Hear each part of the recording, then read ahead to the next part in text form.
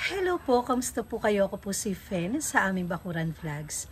Ang video po natin ngayon ay tungkol sa mga kikis ng orchids na kinapit ko po dito sa alambre at saka sa PVC pipe.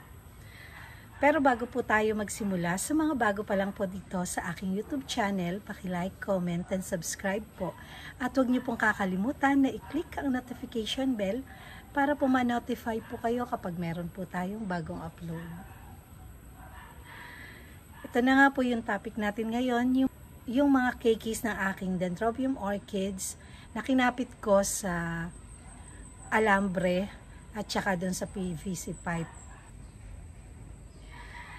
Kaya po ito yung ating topic ngayon, yung mga kikis at yung mga lumiit na mga Dendrobium orchids ko. Meron po kasing humihingi ng update sa mga kinapit ko po sa alambre. Pero isasama ko na rin po yung mga kikis na kinapit ko po sa PVC pipe. Matagal na po na hinihingi niya yung update dito sa kinapit ko sa alambre, pero hindi ko pa po naibibigay nun kasi nga sabi ko nga sa mga nakakaraang video ko po, giging busy po kasi kami kaya hindi ko po maasikasong gumawa ng video, pero mas maganda po yung timing ngayon sa pagbibigay ko ng update para dito sa nakakapit na Dendrobium orchids sa alambre, dahil meron pong bulaklak, nagkasabay po yung bulaklak ng unang-unang kinapit ko sa alambre. Ito po yung topic natin ngayon at ito po yung isi-share ko sa inyo. Ito po yung dalawa na Dendrobium orchids na kinapit ko sa alambre. Tingnan nyo to, oh. Ayan, oh. Ito pala yung hindi pa namumulaklak na ngayon pa lang po namulaklak. Ito po pala ay Borana Green. Ayan, Dendrobium orchids, Borana Green. Bale, 3 lang po yung nagtuloy na bulaklak niya kasi kinakain nga po ng ibon. Kung makikita nyo dito, wala yung iba na buds dahil tinuka ng ibon yung mga buds. Maliliit pa lang. Tapos, ito yung isa na lagi ko po na isinishare sa inyo kapag namulaklak. Ayan, no, ito po. Ang ID po nito ay Dendrobium orchids, King Dragon, Airy New Normal po yung ID nito. At 3 lang din po yung nagtuloy. Yung iba, kinain na ng ibon, buds pa lang. So yan, sa malapitan, kung titingnan nyo, ito talaga, ayan o, matandaan na to, hindi ko na matandaan po kung ilang taon na to, yung dalawang unang-unang kinapit ko sa alambre. Ito po ay King Dragon na si Airy New Normal. Yan po yung malapitan ng bulaklak niya. Ito po, pang-apat na pamumulaklak na po nito mula nung ikinapit ko po dito sa alambre. Ito yung alambre, oh. Yan. Ito, kaya hindi ko po tinatanggal para malaman ko kung ilan na. Ito yung unang-una na pamumulaklak niya, pangalawa, pangatlo. Ito po yung pang-apat. At ngayon, mas maganda, sabi ko nga kanina, yung isa, so nagsabay na po sila ng pamumulaklak. Ito, si Borana Green. Ayan, 3 lang din siya, 3 lang din to. At tingnan nyo yung ugat. Ganyan lang. Kaya lang, kung makikita nyo yung ugat, akala natin patay na yan. Hindi po, maganda po yung ugat niyan. Kaya lang tuyo. Kung ito po ay basa at bagong dilig, kulay green po yung mga ugat niyan. Mukha lang pong patay.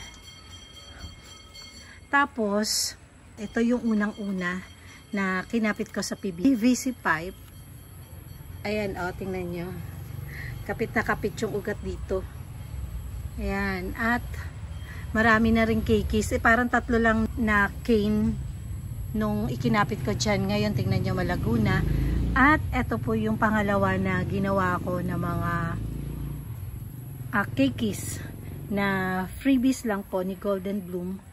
Ayan, yan na po sila. Malago na rin po. O, tingnan nyo. Nung kinapit ko po ito sa alambre, talagang dalawang cane lang talaga. Ito, malago.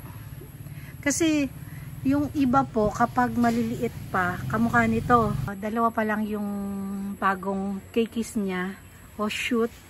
Kasi kapag umuulan na malakas o nagdidilig ako, kapag mura pa, halimbawa, yung maliliit pa, kagaya nito, yan, namatay. Kapag maliliit po yan, tapos, nababaran dito ng tubig sa crown, mura pa po yung pinaka-crown niya, kaya po, namamatay. Hindi ko naman to maisilong kasi gusto po ng Dendrobium orchids yung naarawan, nauulanan, kaya hindi po pwede na maisilong. Minsan gumagawa na lang ako ng paraan na takpan po ito ng mga plastic cups kung maliliit pa para po hindi mamatay yung mga keikis na lumalabas. Ayan, akala nyo lang patay yan, pero buhay po lahat yung ugat niyan. Mga hindi lang basa, kaya ganyan, no? Mga healthy naman po. Bumalik po ako dito sa unang kinapit ko sa alambre na Dendrobium orchids. Sa mga bago pa lang po na nanonood ng aking video, ulitin ko po. Ito po ay matagal na, hindi ko lang matandaan kung kailan ko to ikinapit. Yun ang naging problema ko dito. Hindi ko nalagyan ng date kung kailan ko po kinapit yung una na to. Kasi noon, inisip ko, baka hindi ko mabuhay. At talagang tuwing gagawa ako ng ganito, experiment, hindi po talaga ako naglalagay ng date. Pero, ilang beses ko na po ito na nagiging topic. Kaya po yung iba po na nakapanood ng unang video ko, humihingi po sila ng update. Sa mga bago pa lang po na nanonood, sabi ko nga kanina, ibigyan ko po kayo ng care tips sa pag-aalaga ko dito. Pero sa ngayon po talagang napabayaan po ito dahil naging busy po kami. Lagi po kami busy ngayon. Pero sa tulong ng ulan at saka sa pagdidilig isang beses ang araw, nakasurvive po at ayan, nagkasabay na po ng pamumulaklak itong aking dalawang Dendrobium orchids na unang-unang kinapit ko sa alambre. Ang ginagawa ko po dito nung una kong kinapit, itong si Erin New Normal, pang-apat na nga ito na pamumulaklak. Mula nung ikinapit ko dito, mas madali po siyang namulaklak kaysa dito kay Burana Green. Kasi mas malalaki yung cane nito kaysa dito kay Burana Green nung ikinapit ko po dito sa alambre. Pero pareho naman sila na healthy, kaya lang itong huli na po na to, talagang nung nagiging busy na nga kami, napapabayaan ko yung mga orchids. Inaamin ko naman po, napapabayaan ko, hindi ko nadidiligan, hindi ko nabibigyan ng fertilizer itong mga alaga ko na orchids. Kaya po madalang din po ako na makagawa ng video. Pero natutuwa naman po ako dahil kahit na napabayaan, naging busy talaga kami, ayan, parehong sabay na namulaklak. Tamang-tama nga po sa humingi ng update sa akin.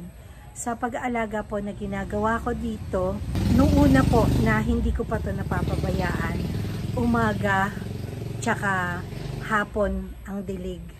Kapag mainit na mainit po, umaga, tanghali, hapon, ini-sprayan ko po ito. Kasi kung titingnan nyo, itong pinaka baba na to, konting-konti lang po na bunot ng niyog ang inilagay ko dito. Yan. Ito, maliit lang talaga na bunot ng niyog ang kinapit ko. Sa ngayon, yung bunot po ng niyog na nandito, na ikinapit ko, nabulok na po, pero hindi po ito naging lupa. Kundi natutuyo lang, nabubulok, natutuyo, pero hindi siya nagiging lupa kasi nga po, nainitan at naaarawan, natutuyo sila, hindi kamukha nung nasa paso. Ito nga po ang maganda pala sa ganitong setup ang pag-aalaga ng Dendrobium orchids. Sa setup ng nakapaso na maraming bunot ng niyog at dito na nakahang lang na konti lang yung bunot ng niyog, ibibigay ko po yung advantage at saka disadvantage po ng dalawa na to. Ngayon ko lang po ito i-share sa inyo yung advantage at saka disadvantage nung nakapaso at saka nitong nakahang lang sila na konti lang yung bunot ng niyog na inilagay dito. Katulad ng sinabi ko kanina, kapag ganito ang setup mo na nakaalambre ka lang at konti lang yung bunot mo, kailangan madalas kang magdilig kasi laging tuyo ito. Hindi po kagaya ng nasa paso. Kapag diniligan mo yan, yung tama may butas po yung paso, pero merong natitira po na mga tubig doon sa bunot at saka maraming bunot yung siksik. Kaya po hindi agad-agad natutuyo yung pinaka potting media ng orchids na nakalagay po sa paso. Kahit na po iyon ay coco cubes pa, hindi po kaagad-agad natutuyo. Hindi po kagaya ng nakahang lang na ganito, talagang hangin at saka araw, tuyo agad. Kaya kailangan dilig, madalas diligan. Kahit po yung nakakapit sa mga puno na driftwood, yung hindi po buhay na puno, ganun po ang dapat gawin. Kung mainit na mainit talaga po umaga, tanghali, hapon ang dilig. At yung nakapaso po, kahit na mainit po yan, pwede po na tuwing umaga lang diligan, lalo't hindi naman po full sun yung pinaglalagyan nyo sa paso sa mga dendrobium orchids nyo na nakatanim sa paso. Tapos, kapag nakahang na ganito at nakakapit lang sa alambre, maiiwasan na puntahan o magkaroon ng mga suso.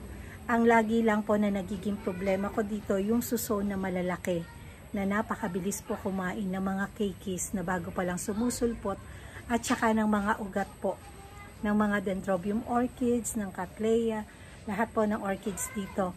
Ang tanging hindi pa lang po natututunan na kainin ng mga suso na malalaki, yung aking mga strap leaf banda na nakasabit dito sa may garahe kasi palibhasa, hindi naman laging basa doon ang mga suso po na malalaki tsaka yung maliliit. Gusto nila yung laging basa.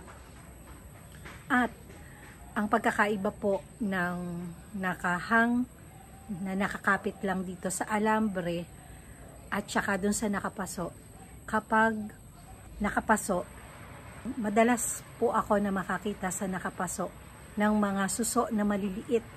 Yan po yung kumakain sa ugat at saka sa pinakapuno, yung dito, yan, kakainin po ng suso na maliliit na yon yung mga ugat.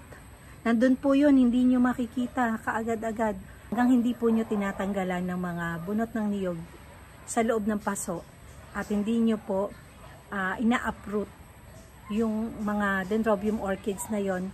Talagang hindi nyo po makikita yung suso na yon. Nakapasok po yun doon sa loob ng mga bunot ng niyog. Yung bunot ng niyog na ganyan kalalaki na ginagawang potting media ng mga nakapasok. Doon po nagsusumiksik yung mga suso na maliliit. At titingnan ko po ulit sa isang cellphone ko kung nandun pa yung nakita ko na mga suso. Ilalagay ko dito sa gilid na to yung video na yon na yung mga maliliit lang po talaga sila, yung ganyan lang ganyan lang na pahaba. Yun, talagang patay na yung orchids nyo bago nyo sila makita. Kung hindi nyo sila i-uproot at tatanggalan ng potting media, hindi nyo makikita. Pero yung malalaking suso po talaga, yun yung malaking problema ko rin dito. Dito, hindi po nagkakaroon sa loob nito ng mga yung suso na maliliit. Yan po yung advantage at saka disadvantage ng nakahang na ganito at nakapaso na ang potting media ay bunot ng niyog. Syempre po, dito sa paglalagay naman po ng fertilizer sa pag-i-spray, nung hindi pa po kami busy talaga, in-sprayan ko to once a week ng fertilizer, yung 20-20-20 o yung balance fertilizer po yung ginagamit ko. Kahit yung mga nasa paso o yung lahat ng mga orchids ko dito, yun po yung ginagamit ko na fertilizer sa kanila. Once a week, tapos dilig umaga. Pero kapag mainit, umaga at hapon, dinidiligan ko to. Pero talaga kung mainit na mainit, umaga, tanghali, hapon po yung dilig ko sa mga orchids ko dito, lalo na po sa ganito at saka sa mga nakahang, nakagaya nito, yung mga mukara, yung mga strap leaf banda, yung mga hindi nakakapit o nakapaso na talagang laging tuyo yung mga ugat. Yun po yung dapat na lagi natin nadidiligan. Sunlight exposure para din po sa mga bago. Ito po ay nandito sa may gapangan ng ubas. Dito ko po ito inilagay. Simula nung giniba yung bahay kubo, dito ko na to inilagay. At simula nung nilagay ko po dito to, nagbulaklak. Dito po sila nagbulaklak. Naaarawan sila. Minsan full sun, minsan hanggang mula tanghali lang hanggang hapon na. Iyon po yung sunlight exposure, pero napakaliwanag po dito sa kinalalagyan na to. Kapag lumago yung dahon ng ubas, yun, nalililiman sila bahagya, pero meron din po na sikat na araw na natatanggap itong mga Dendrobium orchids na kinapit ko dito sa alambre. Ganon din naman po yung mga kinapit ko sa PVC pipe. Ganon din yung sunlight exposure nila, at ganoon din po yung ginagawa ko sa pagdidilig sa kanila, sa fertilizer. Yun po, ganoon lang po yung pag-aalaga ko na ginagawa dito. Kasi yung iba po, alam na nila dahil na-share ko na sa kanila yung mga ginagawa ko, pero lagi ko pong inuulit yung pag-aalaga ko na ginagawa sa mga orchids ko, kasi nga po merong mga bago po na nagsasubscribe sa akin na hindi na nababalikan, o sa dami na siguro ng video ko, yung mga huling video na lang po yung napapanood nila. Kaya binibigyan ko po ulit sila ng care tips sa pag-aalaga ko sa aking mga orchids. Kaya po lagi nyo namang aasahan na kapag gumawa ako ng video, lagi po ako may care tips para sa mga bago po na nanonood sa aking mga video.